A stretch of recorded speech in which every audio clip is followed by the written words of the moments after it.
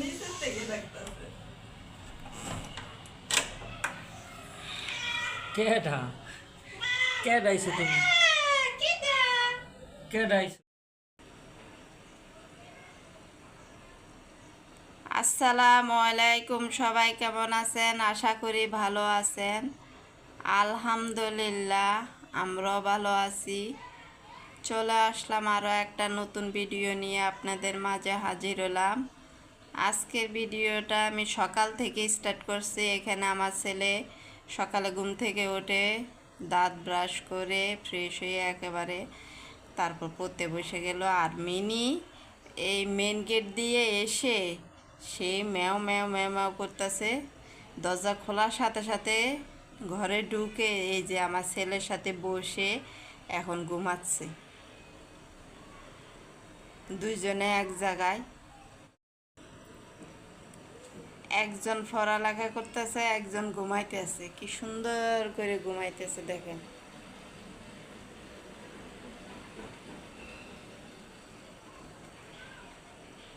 কালকে সারাটা দিন আসা নাই, আজকে হঠাৎ করে সকালবেলায় এসে ডাকাডাকি করতেছে। কালকে সারা দিন কই ছিল কি জানি। আমার ভিডিওটা একটা লাইক দিয়ে দেখা শুরু করবেন প্লিজ, আপনাদের কাছে একটাই অনুরোধ রইল। আর ভিডিওটা শুরু থেকে শেষ পর্যন্ত দেখবেন,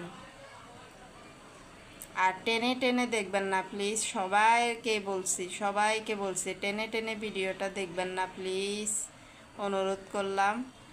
আর যারা সব সময় আমার ভিডিও দেখতেছেন,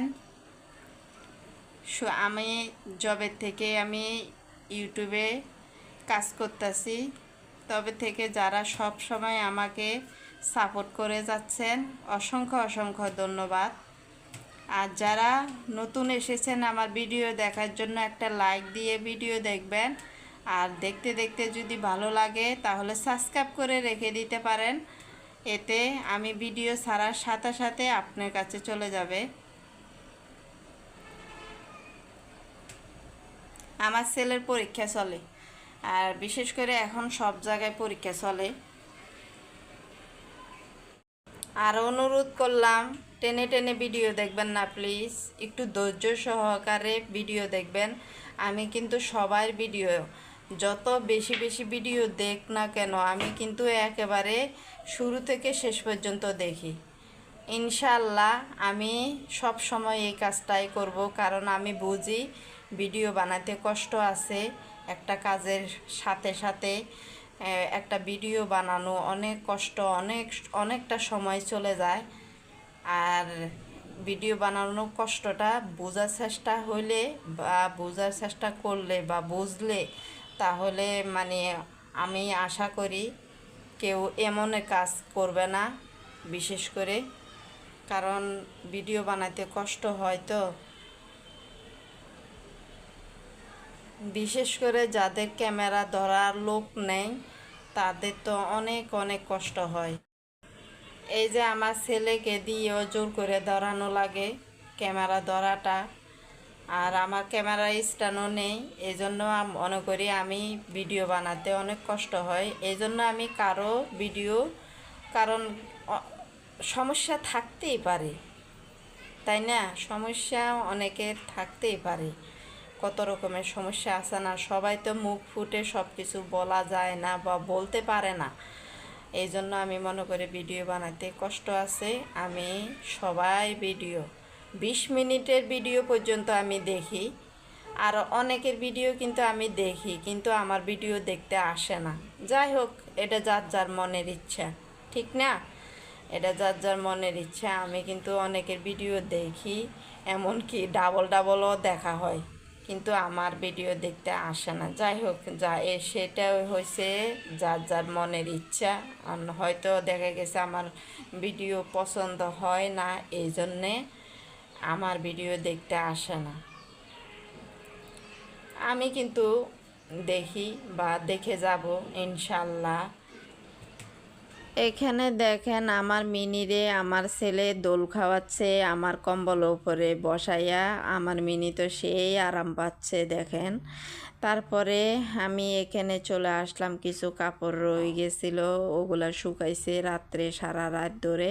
এগুলো এখন আমি বাস করে নিব। আর এখানে এই যে বিছানা চাদর আর বালিশে কাভার। তারপরে এখানে দেখেন আমার হাজবেন্ড আর আমার ছেলে বারান্দায় জানি কি কাজ করতেছে, ওগুলা আমি একটু উকি মারে তারপরে দেখলাম। আর রোদের আলোটা, বাহিরের আলোটা পড়ে তো, রোদ তো নাই, বাহিরে আলো তো পড়ে, এই জন্যে ক্যামেরার দিকে পড়ছে তো এই জন্যে ওদেরকে ঝাপসা দেখা যাচ্ছে। তারপর আমি এখানে আমার কাজ করে নিচ্ছি। দেখেন আমি সব কয়টা কাপড় বাস করে তারপর আলমারিতে রেখে দিব। আর আপনাদের কাছে আমার ভিডিওটা কেমন লাগে জানি না। আবার যদিও মানে আমার ব্লগটা ডেলি ব্লগ, আমি শুধু আমার সংসারের মানে বাসার ভিতরে থেকে ওই ব্লগগুলো বানিয়ে থাকি বা ওই ব্লগগুলো আপনাদের সাথে শেয়ার করি। অনেকে তো বাহিরে যেতে পারে বা বাহিরে যায়, বাহিরে ব্লগ বানায়, বাহিরে শপিং করতে যায়, ওগুলা ব্লগ বানায়, কিন্তু আমার দ্বারা মানে অসম্ভব হয়ে ওঠে না। আমি বের হই না তো এই জন্যে বাসার থেকে বের হই না। যদিও আমি বের হই হঠাৎ করে, শুধু ছেলেকে স্কুলে নিয়ে আসা আর নিয়ে যাওয়া, ওটুকুই করি। তাও আবার যদি হঠাৎ করে যাওয়া হয় আমার, আর বেশিরভাগই আমার হাজবেন্ড যায় তো আমার ছেলেকে নিয়ে যাওয়া আসা, এই জন্যে আমার হাজবেন্ড সময় পায় ওই মুহূর্তে, এই জন্য আমার হাজবেন্ড নিয়ে যাওয়া আসা করে। আর যদি যেদিন সময় পায় না সেদিন আমি যাই। এই যে আমার কাপড়গুলা বাস করা হয়ে গেল।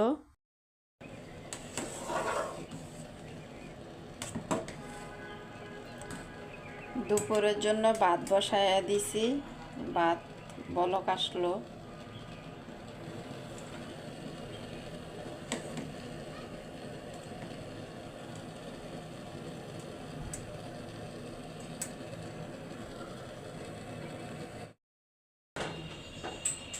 দুপুরের জন্য আলু সিদ্ধ দিয়ে দিলাম, আলু ভর্তা করব আজকে।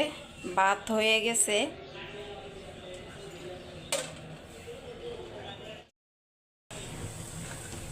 এখানে আমি এই যে পেঁয়াজগুলারে এভাবে লাল লাল করে ভেজে বেরেস্তা বানিয়ে তারপরে এই যে ভর্তাগুলারে আমি এভাবে বাগার দিয়ে তারপরে রান্না করে খাবো।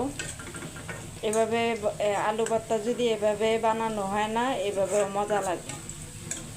গরম ভাত দিয়ে আজকে আমি শুধু দুপুরবেলা আলু ভর্তা দিয়ে ভাত খাবো, সবাই আমরা তিনজনে।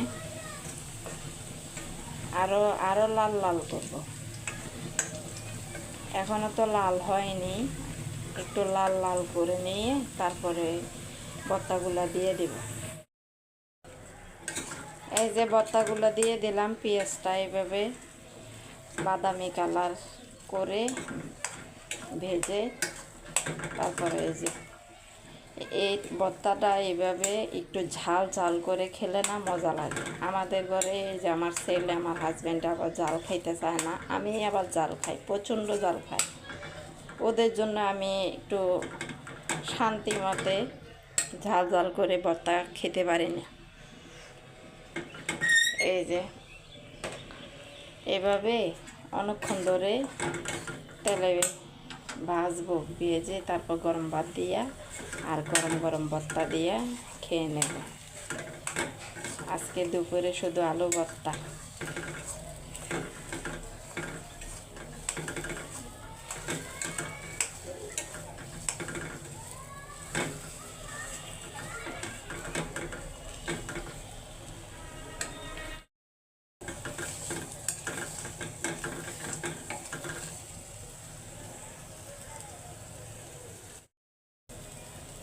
এভাবে একটু ঘুরাইয়া দিলে তাহলে সুন্দর হয়।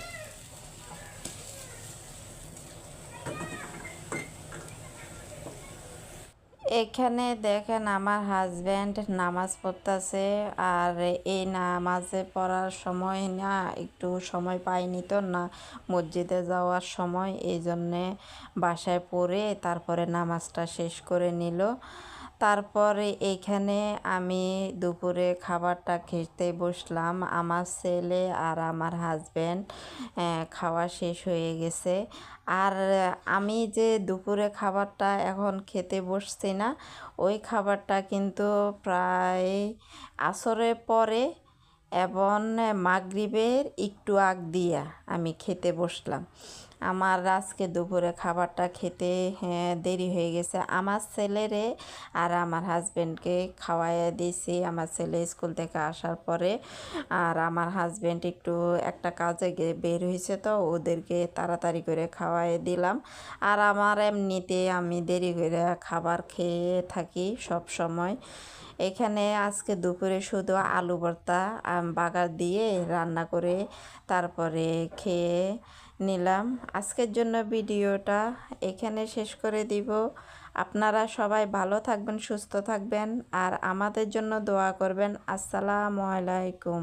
আল্লাহ হাফেজ।